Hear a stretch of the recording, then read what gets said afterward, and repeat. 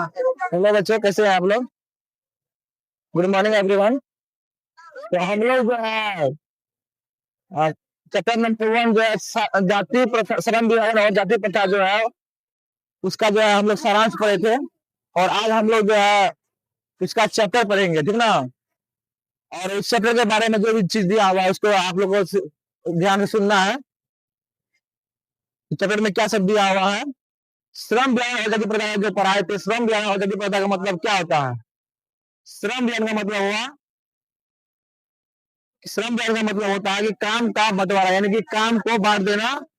और जाति प्रथा का मतलब होगा कि जाति के आधार पर, यानी हम लोगों ने पढ़ा था कि जाति के आधार पर कैसे जो है काम को बांट दिया जाता है। आज हम लोग जो उसी का चैप्टर पढ़ेंगे। और चैप्टर में दिया गया है कि यह विडम्बना की ही बात है कि इस युग में भी जातिवाद के पोषकों की कमी नहीं है। यानी इसका मतलब ये हुआ कि अभी जो है हमारे समाज में ऐसे बहुत सारे जो है मतलब लोग हैं जो कि जातिवाद को बढ़ावा देते हैं, जो कि जाति की भावना रखते हैं। यानी कि समाज में जो है जातिवाद का कोई भी मतलब जो है ऐसा कोई आदमी नहीं है जो कि जाति को लेकर नहीं चलता है। यानी हमारे समाज में जो है कूट कूट कर जो है जातिवाद भरा पूरा है। डॉक्टर भीमराव अम्बेडकर जी का यही कहना है कि हमारे समाज में जो है जातिवाद जो है कूट में भरा हुआ है। और इसमें इसके पोषक कई आधार पर इसका समर्थन करते हैं। यानी कि जो भी आदमी जातिवाद को मानने वाले हैं तो वे जो है इसका समर्थन करते हैं। और समर्थन का आधार यह कहा जा सकता है कि आधुनिक सभ्य समाज कार्य कुशलता के लिए श्रम विभाजन को आवश्यक मानता है। यानी कि अभी जो समाज में हम लोग रहते हैं, उस समाज में जो है जो पढ़ा लिखा आदमी है, यानी कि जो शिक्षित आदमी है, वो जो है वो कार्य के रूप में, यानी कार्य के लिए ही जो है वो लोग जो है काम बांटता है। और पढ़े लिखे आदमी भी जो है जातिवाद का समर्थन करते हैं, क्योंकि जाति प्रथा भी श्रम विभाजन का ही दूसरा रूप है।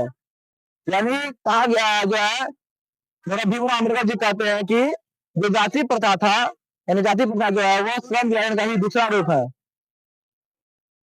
क्या हुआ? तो जाति प्रथा जो है वो श्रम विभाजन का ही दूसरा स्वाभाविक रूप है। यानी कि डॉक्टर भीमराव अम्बेडकर जी कहते हैं कि जो जाति प्रथा है वो जो है श्रम को आधार पर उसको जो है बांटा गया है। पहले जो है जाति जो है वो 4 प्रकार का था, ब्राह्मण और क्षत्रिय, वैश्य और शूद्र। यानी पहले जो है 4 प्रकार का मुख्य रूप से जाति था। लेकिन जो है अभी हमारे समाज में बहुत सारे जाति हैं, यानी जाति जो है वो बहुत सारे हैं। तो इसमें जाति प्रथा जो श्रम विभाजन का दूसरा रूप है, इसमें कोई बुराई नहीं है, ऐसा जो है समाज का कहना है। यानी कि समाज में जो है जाति प्रथा जो है वो श्रम विभाजन का दूसरा रूप है, ऐसा जो है समाज का कहना है। ऐसा जो है डॉक्टर भीमराव अम्बेडकर जी कहते हैं। श्रमिक जाति प्रथा श्रम विभाजन का साथ साथ श्रमिक विभाजन का भी रूप लिए हुए हैं। यानी इसका मतलब ये हुआ कि जो जाति प्रथा है वो श्रमिकों के साथ भी जो है जुड़ा हुआ है। जैसे जैसे कोई मान लीजिए आपको जो है आपके घर में कोई मान लीजिए और कोई ऐसा काम करवाना है जो कि किसी विशेष जाति के द्वारा जो है करवाया जाता है, तो वो श्रमिक विभाजन का ही जो है रूप लिया गया है। अगर मान लीजिए आपको आपके घर में आपको गंदगी साफ करवाना है या आपको कोई गंदा साफ करवाना है, तो आप उसके लिए जो है कोई विशेष जाति वर्ग के लोग को जो है बुलाइएगा। तो इसीलिए जो है डॉक्टर भीमराव अम्बेडकर जी कहते हैं कि श्रम विभाजन जो है वो श्रमिक विभाजन का रूप ले लिया है। श्रम विभाजन जो है निश्चय ही सभ्य समाज के लिए आवश्यकता है। यानी जो लोगों का जो काम का जो बंटवारा हुआ है वह सब समाज के लिए आवश्यकता है। सब समाज का मतलब हुआ कि जो आधुनिक पढ़ा लिखा आदमी है उसके लिए। परंतु किसी भी सभ्य समाज में श्रम विभाजन की व्यवस्था श्रमिकों के विभिन्न वर्गों में अस्वाभाविक विभाजन नहीं करती है। यानी कहने का मतलब हुआ कि कोई भी जो आदमी है जो कि पढ़ा लिखा आदमी है, तो उसके जो है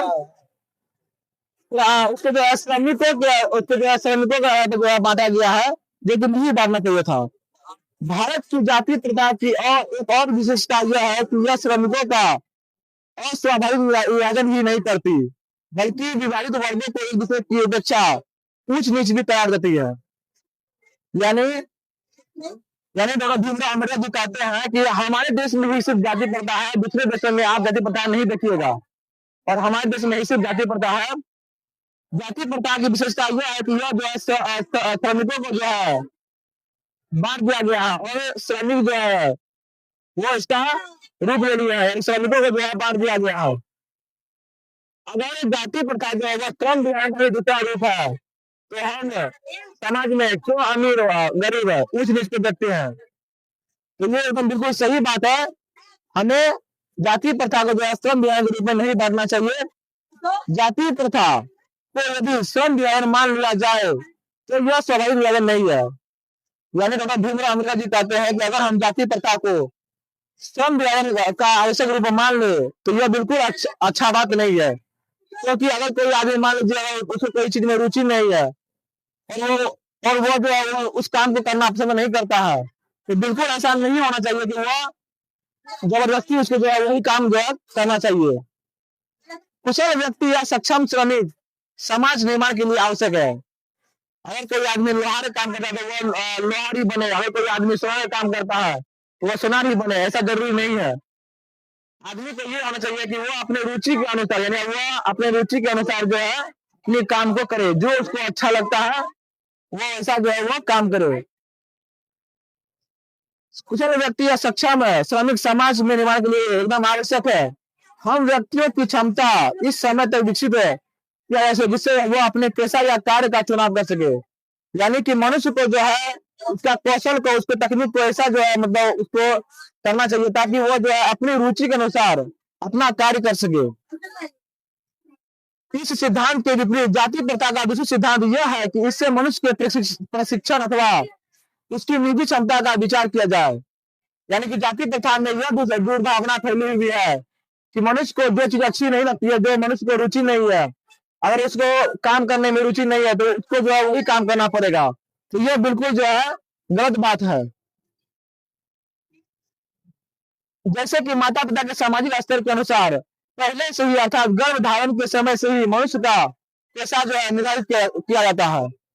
यानी कि बालक जब माँ के गर्भ में ही रहता है तो उसी समय जो है उसको ये निर्धारण कर दिया जाता है कि तुमको जो है यही काम करना पड़ेगा, आगे चलकर तुमको यही काम करना पड़ेगा। अगर तुम लोहार जाति के वर्ग में पैदा हुए हो तो तुमको लोहार का ही काम करना पड़ेगा। अगर तुम सोनार की जाति के वर्ग में पैदा हुए हो तुम्हें सोनार का काम ही करना पड़ेगा। तो ये